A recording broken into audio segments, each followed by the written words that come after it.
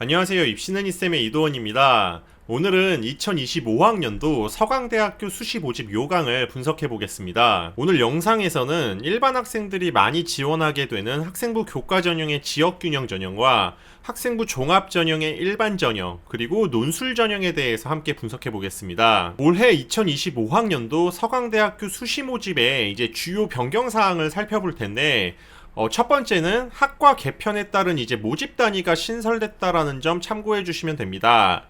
그리고 지원 모집 단위, 이제 계열별 수능 최저학력 기준이 선택 과목에 제한이 없는데, 이제 대상 전형은 학생부 교과 지역균형 전형과 논술 전형입니다. 그래서 수능 최저학력 기준 반영 시 전 계열의 모든 선택 과목이 반영 가능하다는 점 참고해 주시면 되겠습니다. 서강대학교의 학생부 교과 전형인 지역균형 전형의 경우는 이제 지원 자격이 있는데, 이제 국내 고등학교의 졸업 예정자 중에 이제 고등학교장의 추천을 받은 이제 추천 카드가 필요한 전형입니다. 그래서 이제 고교별로 최대 추천 가능 인원은 20명입니다. 실질적으로 20명이라고 봤을 때 서강대학교 교과 전형이라고 한다면 이 학교에 이제 내신 그런 교과 커트라인을 보게 되면 보통 1점대 중반 그리고 1점대 중후반까지도 좀 생각해 볼 수는 있는데, 이 학생들이라고 했을 때 인원적으로 보면은 사실 그렇게 부족한 인원은 아닙니다. 근데 문제가 뭐냐면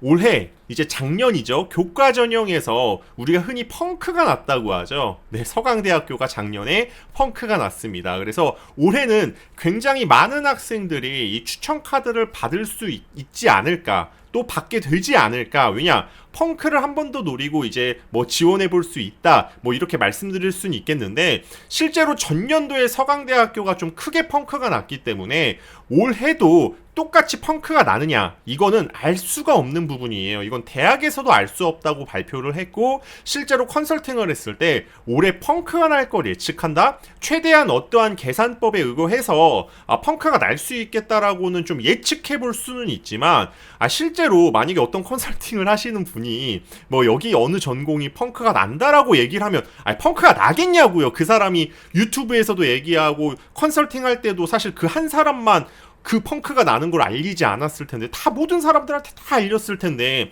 저는 개인적으로 전년도에 펑크가 나면 좀 아무래도 올해도 똑같은 전공, 똑같은 전형에서 펑크 나기는 쉽진 않을 거다, 좀 말씀을 드리겠습니다. 그리고 올해 이 서강대학교 교과 전형 어떻게 될지 좀 지켜보긴 해야겠지만, 상당히 많은 학생들이 한번 펑크를 노리고 좀 지원하지 않을까라는 생각도 듭니다. 전형 방법을 살펴보게 되면 이제 학생부 교과 영역에서 등급 계산하는 영역 80%와 비율 계산 10%로 교과가 이제 90%가 반영이 되고요. 비교과 영역이 이제 10%가 반영이 된다 생각해 주시면 됩니다. 이러한 서강대학교 교과 전형에는 이제 수능 최저학력 기준이 존재하는데, 이제 지원 계열은 전 계열이고요. 국수 영탐, 이제 탐구는 한 과목 반영되는데 3개 영역에서 각 3등급 이내로 들어와야 된다는 거 참고해 주시면 됩니다. 근데 지금까지 우리가 그 4년제 대학 중에 일반 전공들 기준으로 했을 때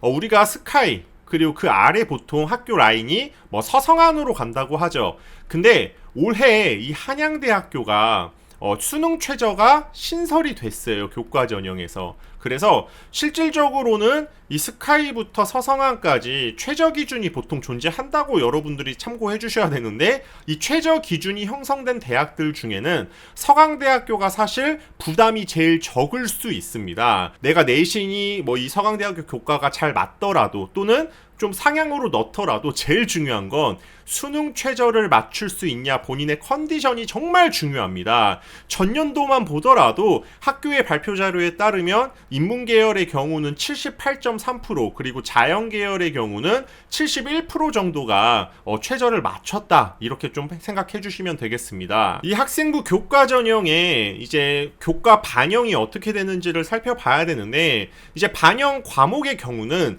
등급이 1등급부터 9등급까지 다 나오는 과목, 그리고 성취도 ABC로 성취 비율이 부여되는 과목이 전 과목이 반영이 됩니다. 그리고 여러분들께서는 이 부분들만 이제 그냥 참고 정도만 해주시고, 실제 교과 산출은 제가 다른 대학들 분석 영상에서도 사용하라고 했죠? 네, 여러분들이 사용하시는 그 어떠한 입시 프로그램, 이거는 사실 어떤 것들 활용하셔도 점수적인 부분은 공식이 실질적으로는 그냥 되게 정해져 있는 거잖아요. 그래서 어떠한 프로그램 사용해도 좋지만 여러분들이 이제 어디가라는 사이트, 네, 이 사이트에서 여러분들이 무료로 내신 산출할 수 있기 때문에 참고하셔서 이 내신 프로그램은 꼭 프로그램 활용해 주시고, 보통 내가 원서를 6개를 쓰잖아요. 그러면 내가 서강대학교만 이 교과 산출을 하는 게 아니기 때문에 프로그램 활용하셔서 다른 학교들의 교과는 어떤 식으로 내 점수가 나오는지까지도 좀 확인해 주시면 좀 더 면밀하게 이런 합부를 좀 생각을 해보실 수가 있겠죠. 네, 그리고 이제 비교과 영역에서는 출결이 10% 반영이 되는데 3학년 1학기 때까지 반영이 됩니다. 그래서 점수적인 부분들 참고해 주시면 되겠습니다. 자, 그러면 여러분들이 정말 궁금해하시는 이 전년도 학생부 교과 이 지역균형 전형의 실제 입시 결과가 어땠는지 확인해 보겠습니다. 이제 전년도에 교과가 실시된 이 전공들의 이 경쟁률, 그리고 최종 실질 경쟁률, 이게 뭐냐면 수능 최저학력 기준이 충족이 되고 추가 합격 인원까지 고려했을 때의 경쟁률입니다. 그래서 실제로 뭐 정말 1.0대 1로 보여지는 전공들이 존재하죠. 그리고 이제 합격자들의 50% 컷과 70% 컷이 있는데, 이 글로벌 한국 학부의 경우는 3명을 뽑게 되는데 지원 인원이 뭐 20명이었습니다. 네, 그랬을 때 이 추가 인원까지 고려했을 때 전체 다 합격해서 교과 전형인데도 불구하고 50% 컷이 3등급, 그리고 70% 컷이 4등급인데, 실제로 어떠한 펑크가 날 거를 여기가 그래도 뭐 최저도 있고 하니까 그냥 한번 써보자 라고 생각해서 아무래도 좀 이렇게 수능을 위주로 준비를 하는 친구들이 전년도에 그냥 수시카드 날리기 아까우니까 한번 써봤을 수도 있는데, 올해는 이런 식으로 입시 결과가 다 공개가 돼 있기 때문에 정말 많은 학생들이 지원하지 않을까 좀 예측해 볼 수 있고, 다른 이제 스카이부터 서성한까지 제가 앞에서 말씀드렸지만 사실상 정말 최상위권 대학이잖아요. 이 학교에서 서강대가 수능 최저가 가장 좀 이렇게 좀 아이들이 봤을 때 부담이 좀 적은 그런 학교이기 때문에 아무래도 제 생각에는 경쟁률 자체가 좀 높아지지 않을까 싶고, 실질적으로 실질 경쟁률이 수능 최저를 어떻게 맞추느냐를 좀 봐야 되는데, 아무래도 학생들이 많이 좀 지원할 가능성이 높게 저는 생각을 하고 있기 때문에 여러분들이 지원하실 때 있어서는 이러한 부분들 참고하셔야 됩니다. 그리고 가장 적정 지원선을 본다면 보통 최초합 기준으로 하면 사실 1점대 초반부터 1점대 중반 학생들이 지원하기 좋지만, 실제로 서강대학교의 경우는 우리가 인정할 건 인정해야 됩니다. 당연히 서강대만 지원하지 않을 것이기 때문에 보통 스카이를 같이 함께 지원하거나 성균관대나 한양대학교도 보통은 같이 병행해서 지원을 하겠죠. 그랬을 때 아무래도 서강대학교가 뭐 당연히 스카이보다는 학생들이 좀 선호도가 떨어질 것이고, 이제 성대랑 한양대에 비해서는 요즘 학생들에게 있어서는 조금 이제 밀리는 경향성이 있습니다. 제가 일선에서 학생들 컨설팅을 해보면. 그래서 만약에 서강대랑 성균관대가 붙는다면 학생들이 성대로 빠지거나 서강대나 한양대를 지원했을 때 한양대에 붙는다면 서강대가 충원이 돌 것이기 때문에 충원율까지 고려를 한다면 1점대 중반부터 좀 넉넉히 봤을 때 한 1점대 중후반까지 여러분들이 좀 생각을 해주시면 좋지 않을까. 그리고 그 외에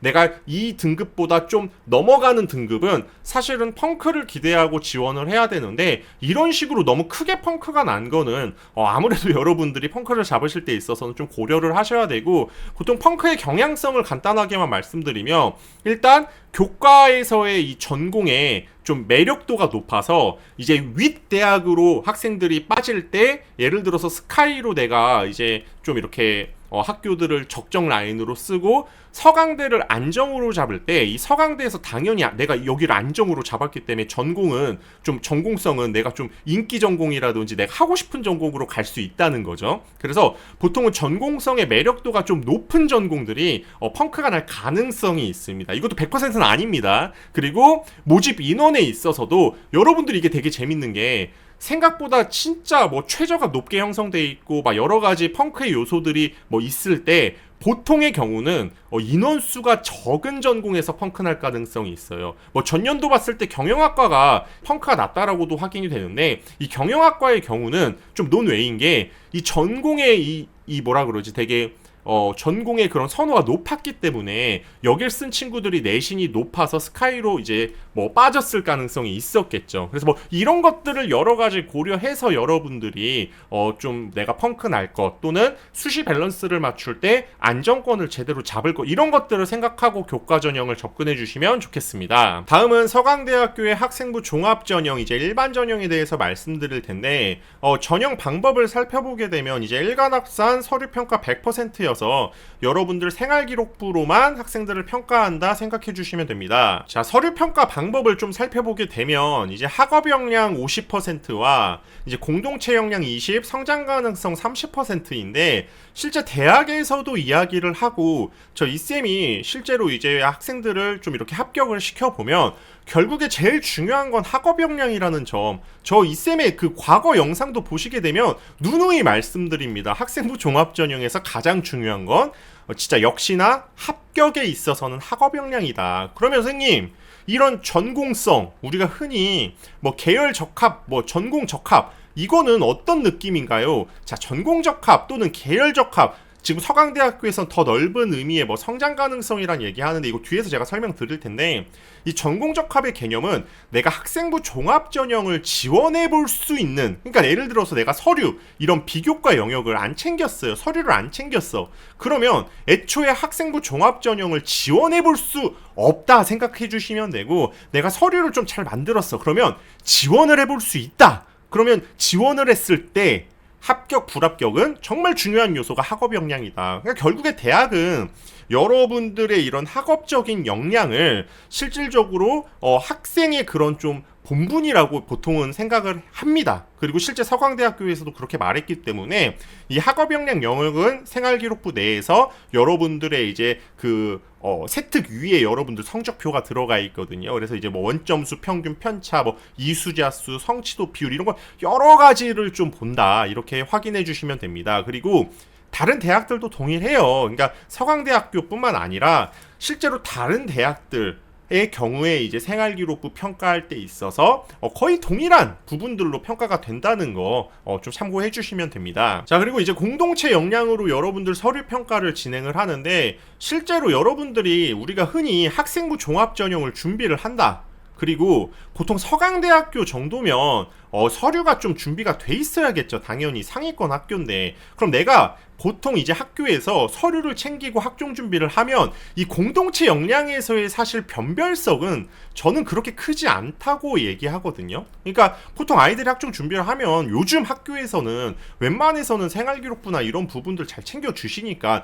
그러한 내용들에서 이제 대학들이 뭐 공동체 역량이나 뭐 인성 이런 것들 평가한다고 하는데 실제로 저는 뭐니 해도 중요한 건 다시 한번 학업 역량이라고 말씀드리겠습니다. 그리고 이제 좀 주목해야 된다는 점이 이제 성장 가능성이라는 내용인데 이게 뭐냐면 실제로 대학에서도 어떻게 얘기하냐면 전공적 합보다 넓은 범위가 계열적 합이다. 근데 이 계열적 합보다 더 넓은 개념이라고 얘기를 해요. 그래서 어느 정도까지라고 얘기하냐면 이게 서강대학교에 예를 들어서 뭐 A 전공이 있고 뭐 B 전공이 있을 거 아니에요. 근데 보통 아이들이 학생부 종합 전형 준비를 하면 이 A 전공에 맞춰서 준비를 하겠죠. 근데 대학에서는 이제 예를 들어서 뭐 이전공을 준비를 했어. 아이가 뭐 솔직히 전공을 준비한다는 개념이 조금 웃기긴 하지만 이 아이가 A 전공에 지원을 하더라도 이 학생이 이에 대해서 이렇게 준비를 하고 노력을 해왔던 것들을 우리는 성장 가능성이라는 영역으로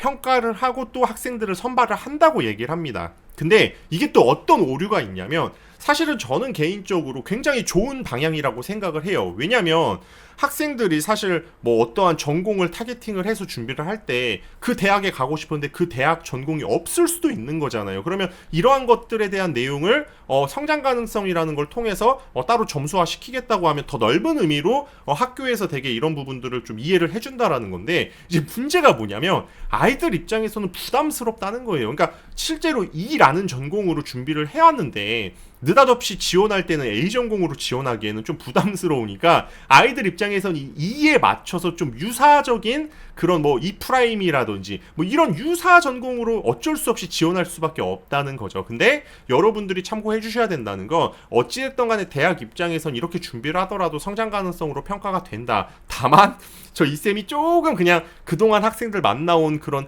경험에 의거하면 보통의 학생들은 이렇게 좀 틀어서 지원하는 그런 경향성보다는 보통 본인이 맞춘 거에 있어서 좀 유사하게 좀 이렇게 지원을 한다 정도로만 여러분들이 고려해 주시면 되겠습니다. 전년도 이제 합격자 고교 유형별 비율을 좀 살펴보게 되면 이제 학생부 종합 전형에서는 일반고가 한 54% 정도 선발이 됐고 실제 특목 자사에서 학생들이 이 정도로 특목 자사 학생들이 선발이 좀 많이 된다 생각해 주시면 되는데 우리 보통 생각을 해보세요. 원래 우리가 특목 자사 그럼 서강대학교는 특목 자사를 좋아하냐 이렇게 본다면 이것도 어떻게 보면 뭐 반은 맞고 반은 틀린 게 전 이렇게 말씀을 드릴게요.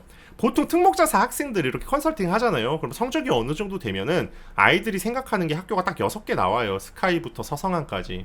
그러니까 당연히 학생들 입장에서는 그렇다고 특목자사 학생들이 뭐 교과 전형으로 지원하진 않을 테니까 이 친구들이 종합으로 지원을 하면 그 친구들이랑 경쟁을 했을 때 이 친구들이어서 학생들이 그 서강대학교에서 뽑는 게 아니라 이 특목자사 학생들 서류 분석을 원점수 평균 편차 해가지고 어찌됐든 간에 대학에서의 그런 객관적인 지표로 학생들을 평가를 합니다. 그래서 여러분들께서 너무 뭐 대학이 어떤 학교 유형을 좋아한다 이런 거에 휘둘리지 마시고 본인 그 6장의 밸런스에 맞춰서 제발 상중하 라인 잡고 안정적인 것도 좀 지원하고 내가 안정적인 걸 뺀다면 수능까지 생각하거나 또는 재수까지 생각한다 뭐 이런 식으로 고려를 하시고 원서 전략 형성하시는 것을 꼭 이쌤이 다시 한번 말씀드리겠습니다. 전형 결과를 좀 살펴보게 되면 이제 대학에서 발표한 자료를 보면 경쟁률과 이 최종 경쟁률이라고 하는 건 충원율까지 고려했을 때의 합격자들의 그런 경쟁률을 지금 나타낸 거고요. 등급 평균은 이제 50컷과 70컷이 공개되어 있는데 저 이쌤이 항상 말씀드리죠. 학생부 종합 전형은 이 등급 컷의 의미가 그렇게 중요하진 않다. 그럼 우리가 이 자료를 통해서 확인할 수 있는 건 이런 거예요. 우리 일반고 기준으로 했을 때 우리가 흔히 1, 2등급의 학생의 이제 교과 점수와 그리고 뭐 예를 들어서 한 4, 5등급 학생의 교과 점수가 좀 확연하게 차이가 있잖아요. 그랬을 때 뭐 예를 들어서 50컷이 서강대학교인데 3등급 아래로 이렇게 나와 있다는 건 그 전공이 아무래도 좀 이렇게 특목 자사가 좀 많이 섞여 있다 생각해 주시면 되고요.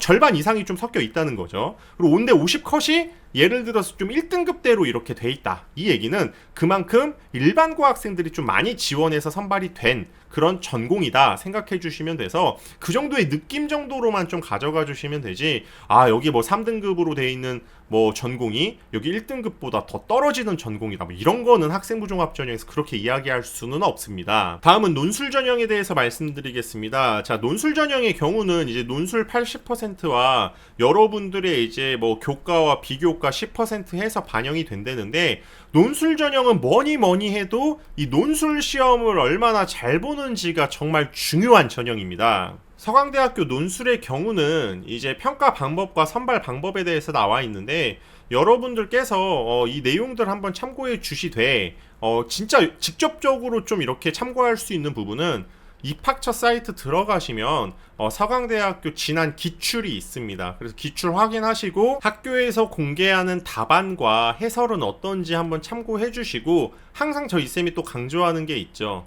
네, 보통 논술 전형의 경우는 본인이 이 논술 시험에 좀 적합한지 이 부분들을 항상 먼저 확인해 주시고 좀 이렇게 지원하셔야 된다 말씀드리겠습니다. 그리고 논술 전형에서 정말 너무너무 중요한 건 서강대학교의 경우도 수능 최저가 존재하는데 국수 영탐 이제 탐구는 한 과목 들어가게 되는데 3합 7이 나와야 됩니다. 3합 7이라고 하면은 일반적으로 수시를 준비하는 친구들 입장에서는 좀 부담을 느낄 수 있지만 보통 이 논술 전형을 준비하는 친구들은 정시 준비를 같이 함께 병행하기 때문에 내가 수능을 만약에 준비한다라고 하면 사실 서강대학교인데 3합 7 정도는 맞춰줘야 된다고 저는 생각을 합니다. 그래서 실제 전년도의 경우는 인문계열에서 61% 정도가 논술 전형 수능 최저 충족률이었고요. 자연계열은 71.9%가 최저 충족률이었습니다. 실제 논술 전형의 교과 산출 방법과 비교과 산출 방법이 나오는데 이거 확인하시더라도 되게 큰 차이는 없습니다. 그래서 논술에서 가장 중요한 건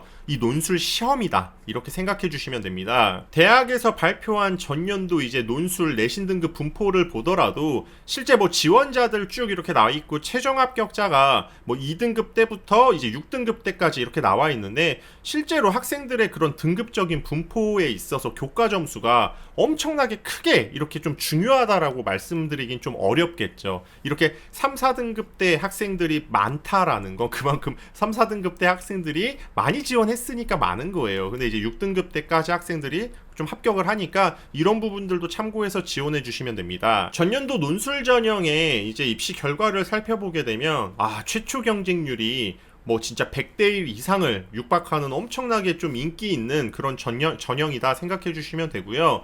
실제로 최종 실질 경쟁률이라고 해서 학생들이 논술을 응시를 하고 수능 최저 기준률을 충족을 하고 추가 합격까지 인원들을 고려했을 때의 경쟁률도 굉장히 좀 높게 이렇게 돼 있는 상황이어서 여러분들께서 이러한 부분 참고해 주시고 충원율은 서강대뿐만 아니라 다른 대학들의 논술 전형의 경우도 사실 그렇게 높지는 않아요. 그래서 여러분들이 논술을 접근하실 때는 추가 합격보다는 이 최초 합을 기준으로 여러분들이 좀 이렇게 전형에 대해서 생각을 해주셔야 됩니다.